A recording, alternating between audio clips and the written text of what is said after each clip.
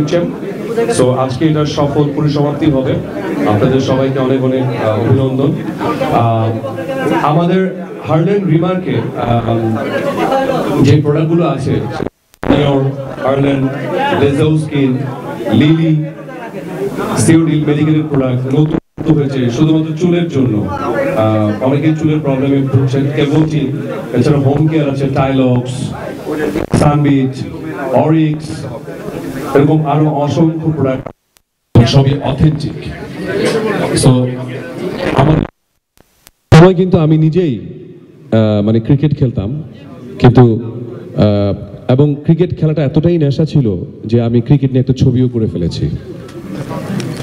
ঠিক আছে, বাইরের দেশের মানুষরা যেরকম ছবি করে, আমাদের তো স্বপ্নের মানুষ থাকে যে তার মতো করে আমরা তার বায়োগ্রাফিটা করি। বাট আমরা ক্রিকেট নিয়ে একটা ছবি করেছিলাম, আমি এবং আমার শ্রদ্ধেয় বড় বাংলাদেশের মেগাস্টার শাকিব খান।